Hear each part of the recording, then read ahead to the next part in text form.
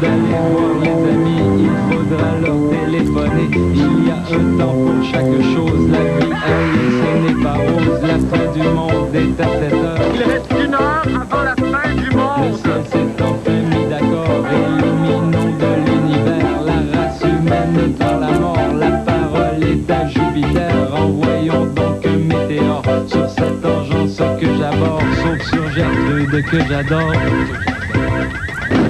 Lundi 25 janvier 1999, convention Star Wars dans un Holiday Inn à Montréal ce week-end. Ah, le plaisir de se retrouver entre fanatiques de la guerre des étoiles et courir de chambre en chambre en s'exposant le Wookiee et se palpant le sabre à bout lumineux. Les pompiers de Montréal entreprennent de redorer leur image pour que le public ait une meilleure opinion d'eux.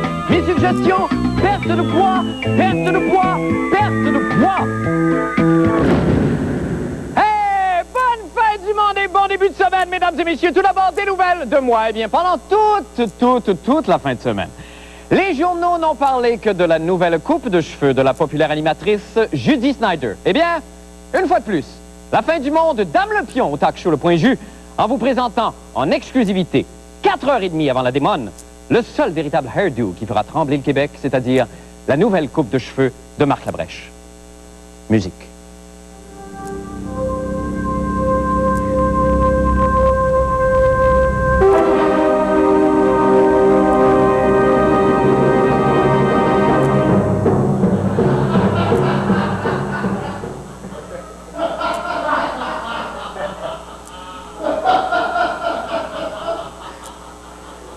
Cette jolie mise en pli très avant-gardiste a été réalisée à Saint-Lambert par le salon de toilettage. Il était un caniche. Et pour le même prix d'ailleurs, on m'a piqué contre les verres du cœur et vidé mes glandes anales. J'ai pleuré pendant des heures, mais je pense que toutes ces larmes valaient bien ce scoop. Autre scoop ce soir, TQS, ce soir même, présente à 19h une toute nouvelle émission animée par M. Yannick Margeau. Celui qu'on appelle affectueusement, celui qu'on appelle au fond le moins souvent possible. Ce joyau télévisuel s'intitule « Faut le voir pour le croire » et consiste en une série de séquences croquées sur le vif par des caméras cachées qui met en scène des pas-fins pris en flagrant délit de pas-finerie. Exemple, une secrétaire à l'insu de ses collègues se photocopie des seins, un concierge fait un somme dans le bureau de son patron, ou un cuisinier se mouche littéralement dans un hambourgeois. Bref, c'est un carnaval de scélératesse digne des plus sombres tragédies shakespeariennes. Eh bien, ce soir, 1h30 avant tout le monde, je vous offre en primeur ma version de « Faut le voir pour le croire ».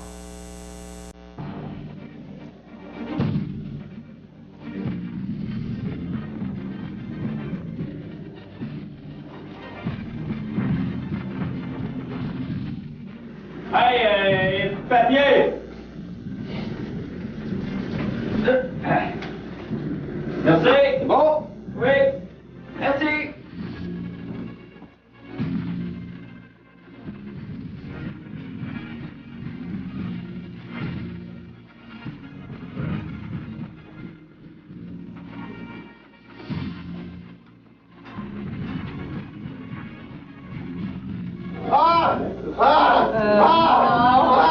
Hey, est-ce que quelqu'un a un condom?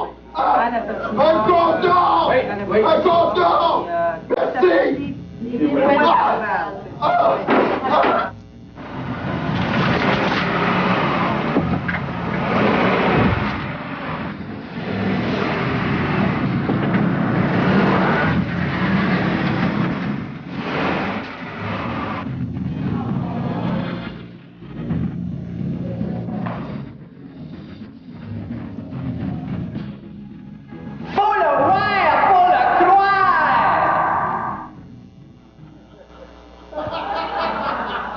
Eh bien, ne manquez pas demain, alors que j'arriverai à l'heure au meeting. Maintenant, pour les nouvelles de la fin du monde. Eh bien, ce week-end se tenait dans un grand hôtel de Montréal un congrès réunissant une horde fanatique de Star Wars. Et effectivement, bon, l'événement avait de quoi attirer les foules, puisqu'étaient présents sur place plusieurs des vedettes de la série intergalactique, dont, évidemment, David Prowse, Jeremy Bulloch, Phil Brown, Caroline Blackiston et Maria de Aragon. qu'on a pu revoir d'ailleurs dans un commercial de Fleecy. Bon, moi, personnellement, pour vous dire, je raffole de ce genre de conventum. D'ailleurs, j'ai moi-même organisé, il y a quelques années, une réunion pour les amateurs passionnés du long-métrage La tête de Normand Saint-Onge, du cinéaste Gilles Carle. Ah, c'était, écoutez, 3 jours d'échange de pins non-stop en présence des vedettes telles que David Prowse,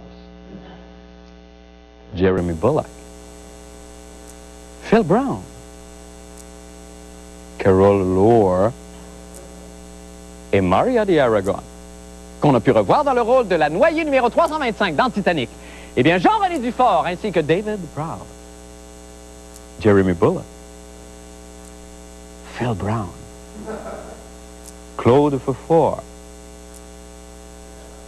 et Maria de Aragon ont assisté au conventum Star Wars pour nous. On regarde ce que ça donne. Comme tous les petits culs de mon âge, j'attendais avec impatience la première convention Star Wars de Montréal. J'avais tellement hâte de rencontrer les vedettes qui ont marqué mon enfance. Vous imaginerez donc ma profonde déception en réalisant que mes idoles de jeunesse n'étaient que des maudits profiteurs. Et je n'étais pas le seul. OK, ça c'est une belle photo signée par Darth Vader en personne, puis ouais, ça coûte 20 piastres. 20 piastres, ouais, une photo, puis genre si tu veux prendre une autre photo avec, c'est 5 piastres. Si tu veux faire signer ta figurine, c'est 30 piastres pour la figurine, puis c'est 10 piastres si tu veux faire signer ton affaire. À chaque affaire que tu fais signer, c'est 10 piastres. C'est fantastique de pouvoir voyager partout dans le monde sur le dos de Darth Vader. Dans le fond, je ne fais que capitaliser sur quelque chose que j'ai fait il y a 22 ans. C'est une situation magnifique, vous ne croyez pas? Donne-moi 10 piastres, donne-moi 10 piastres. Ah ouais, petit cul, donne-moi 10 piastres. Aïe aïe, mon bras de signature. Là, ça enlève un petit peu la magie de Star Wars. C'est genre Darth Vader va faire de l'argent avec nous autres.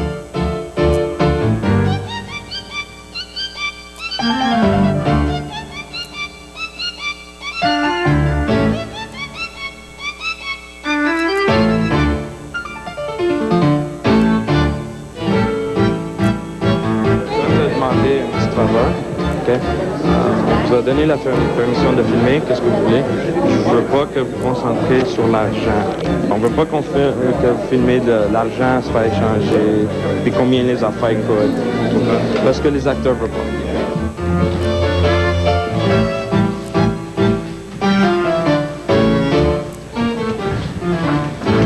Comment tu trouves ça, la convention?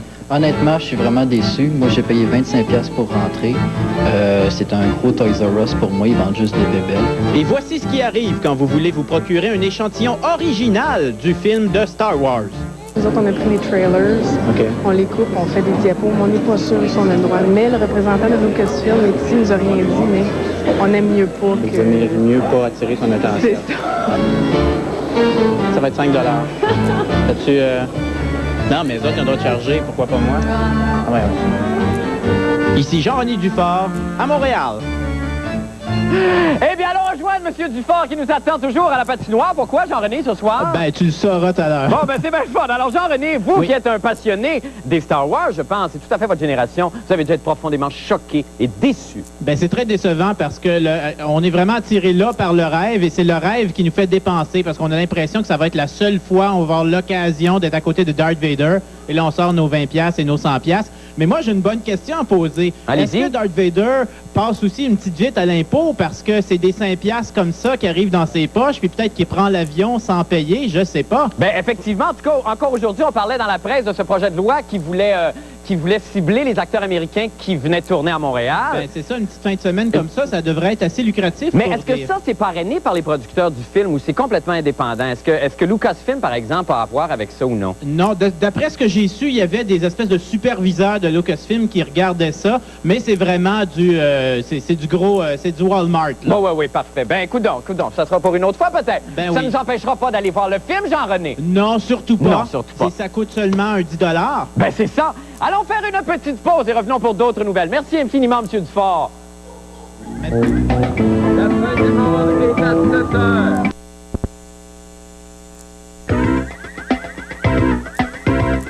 La fin du monde en bref maintenant. Le pape Jean-Paul II est arrivé au Mexique vendredi dernier, 20 ans après son tout premier passage au pays de la Margarita. Le souverain pontife a célébré une messe hier devant des milliards de personnes sur la piste de course automobile de Mexico, ce qui a évidemment passablement réduit la vitesse des bolides de Formule 1.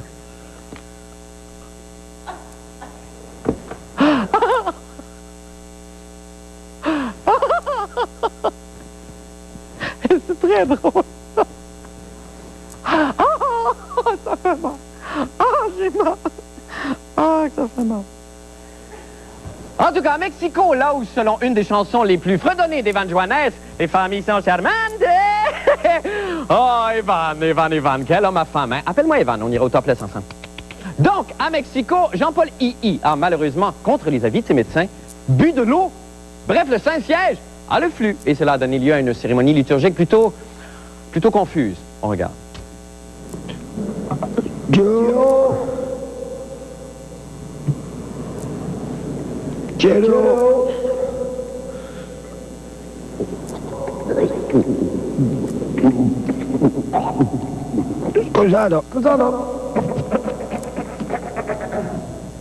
L'impact du message papal, même perturbé par les spasmes des saints intestins, a été accueilli quand même avec enthousiasme et piété par le peuple, à un tel point d'ailleurs que les Mexicains se sont empressés d'imiter le souverain pontife dans sa ferveur.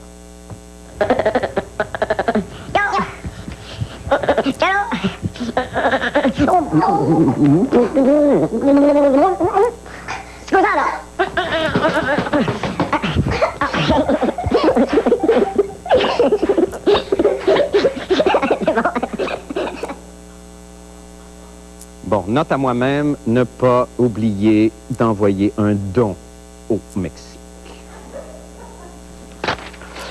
Eh bien, l'autre jour, mon fils Fabio, oui, j'ai un fils qui s'appelle Fabio, c'est vrai, je n'en parle pas souvent à l'émission, est venu s'asseoir sur mes genoux à la maison avec sa petite frimousse espiègle. Il m'a regardé droit dans les yeux, tout fier, et il m'a dit « Pompi!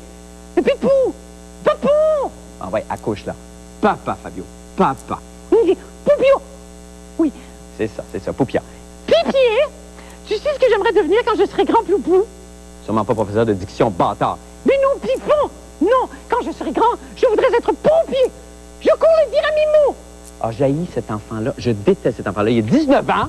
Et en plus, il veut accéder au plus vilain métier qui soit, pompier, barre oblique, vandale. Il est vrai que ces temps-ci, après des mois de perçage de boyaux... Eh bien, qui se serait douté au tout début du christianisme, lorsque la machine de guerre romaine ravageait tout le territoire européen, que le seul élément de résistance face aux forces de l'empereur Octave serait une tribu de redoutables vieilles femmes vouées au culte du dieu Lingot, brandissant leurs poings chétifs en criant « Pauloud ou la mort !»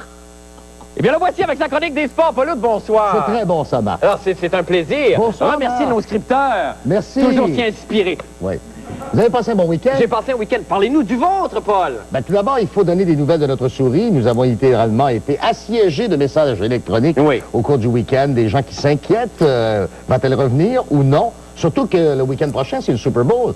Nous avons besoin d'une grande prévision. C'est étonnant de voir à quel point le public accroche sur certaines choses. Exact. Hein. Oui.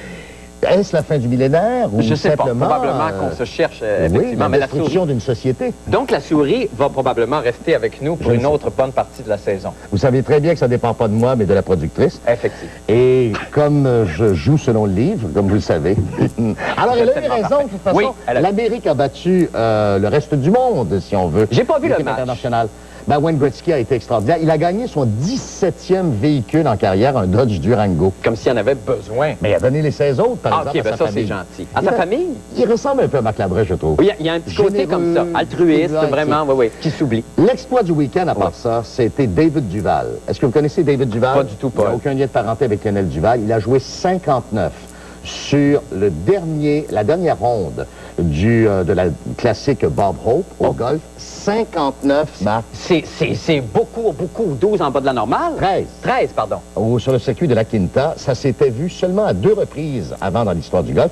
Al Geiberger en 1977 lors de la classique de Memphis et Chip Beck en 1991 lors de la classique de Las Vegas. En 91, Chip Beck? Que vous aviez regardé? Oui, j'avais regardé, oui, ça avec... c'est absolument incroyable. Il avait 7 coups de retard sur Fred Funk, qui était le meneur après les 3 premières rondes. Il est revenu, il a joué 59 et il a gagné. On n'a pas vu un exploit comme celui-là au golf depuis que le couple de Suzanne et André Buis au mini-pod Jean Talon, il y a 10 ans, avait calé 2 trous d'un coup sur le chameau et le totem de façon consécutive. Ce qui avait provoqué d'ailleurs l'asphyxie du commentateur Serge Leminx. Le building sur le chameau! Vous vous rappelez pas de... Et évidemment, ce qui retient l'attention dans le monde du sport, le grand dossier, la corruption olympique frappe partout. 6 membres qui ont été temporairement suspendus au sein du CIO. Mais ce qui a surtout retenu notre attention, ce sont les scandales à saveur sexuelle. À savoir que il y a des hôtesses, des geishas, qui auraient été offertes littéralement par le comité organisateur des Jeux de Nagano aux membres du CIO. Et dans la prochaine reconstitution dramatique que nous vous proposons, vous allez voir pourquoi la Ville de Québec n'a pu obtenir les Jeux de 2002, les Jeux d'hiver, parce que ce qu'on a offert aux représentants du CIO ne faisait pas le poids. Regardez bien, regardez bien. C'est moi, le lutin de Québec 2002. Je suis venu vous apporter le dossier de candidature de Québec 2002. Il faudrait que tu votes pour nous. À Québec, c'est tout un carnaval. À Québec, c'est tout un festival. Et tu sais, après avoir vu le dossier, tu pourras faire ce que tu veux de moi.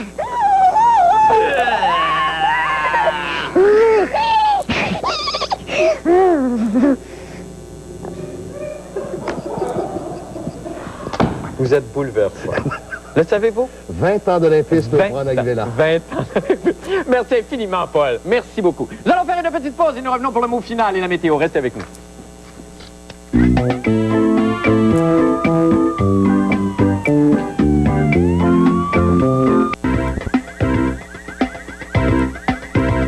Un coup d'œil maintenant au temps qu'il fera avec les météorologues amateurs de la semaine. Ce sont les pirouettes de Laval qu'on va rejoindre. Bonsoir, vous toutes. Allô? Comment allez-vous? Ça va bien? OK. Alors là, ce que vous faites, vous, c'est que vous faites du patinage synchronisé et non pas du patinage artistique. Oui. Bon, ça, c'est une discipline que je savais même pas que ça existait, ça. Alors, c'est quoi la différence, peut-être, rapidement? C'est ça. Ben, merci. Vous avez remporté beaucoup de prix. Oui. Apparemment. Et là, vous prévoyez bientôt partir en Europe? Oui. Parce qu'il y a des compétitions, donc. Oui, au mois d'avril. Au mois d'avril? C'est votre premier voyage en Europe? Non. Non. Est-ce qu'il y a des gens âgés qui font du patinage synchronisé? Oui. On a une équipe adulte. All right. Ben, c'est ça. Allez-y donc avec votre météo de ce soir. On vous regarde. OK, c'est bon. Éblouissez-nous.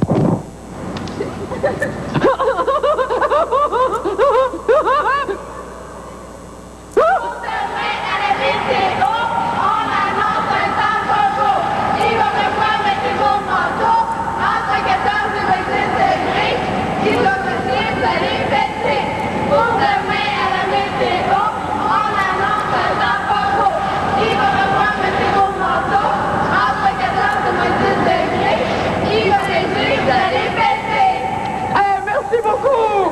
C'est le fun! Je vais être malade. Bye tout le monde, à demain!